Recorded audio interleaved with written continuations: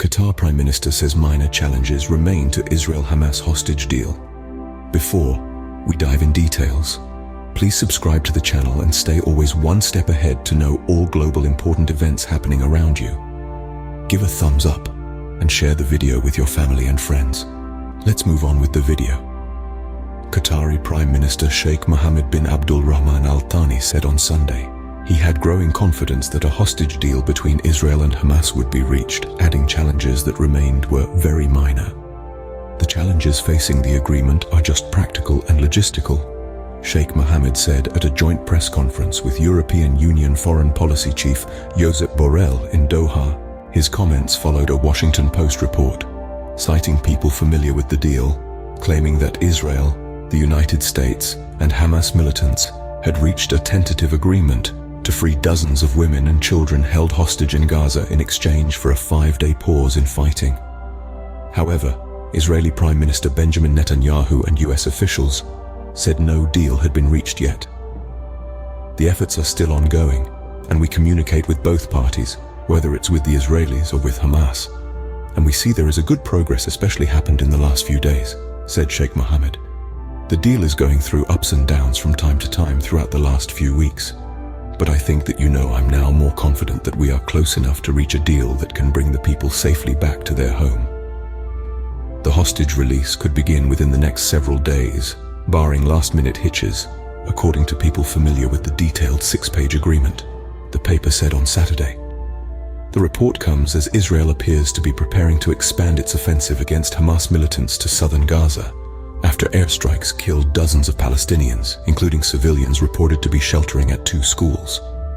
Under the agreement, all parties would freeze combat operations for at least 5 days, while 50 or more hostages are released in groups every 24 hours, the Post reported.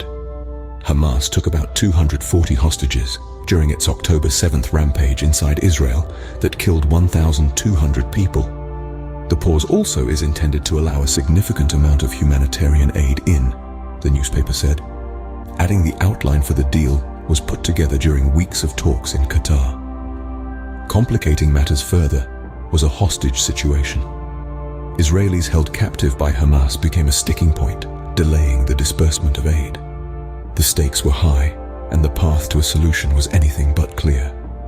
Yet amid the rubble and the ruins, a glimmer of hope emerged, a potential deal. In this delicate dance of diplomacy, Qatar has emerged as a pivotal player.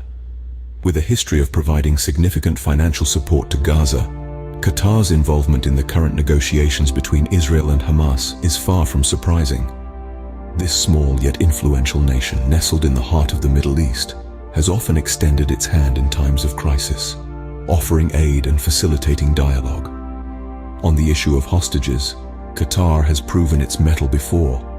It has played a key role in securing the release of captives held by Hamas in the past, demonstrating its capability to navigate the fraught landscape of these negotiations. Now, as the world watches this tense standoff with bated breath, Qatar's Prime Minister, Sheikh Mohammed bin Abdul Rahman, has stepped into the spotlight. Displaying a sense of calm assurance, he expressed confidence that a hostage deal would indeed be reached. His words echo the hopes of many, reaffirming Qatar's commitment to peace and resolution. In the grand chessboard of geopolitics, Qatar has positioned itself as a peace broker. The stakes are high, the world is watching, and the clock is ticking. As we navigate through this labyrinth of negotiations, the potential outcomes could be pivotal for the region. While the exact number of captives to be released and the terms of the deal remain shrouded in uncertainty, the very prospect of a resolution sparks a glimmer of hope. With the potential of a pause in fighting on the horizon, we are reminded that even amidst the most dire of circumstances, the possibility for peace persists.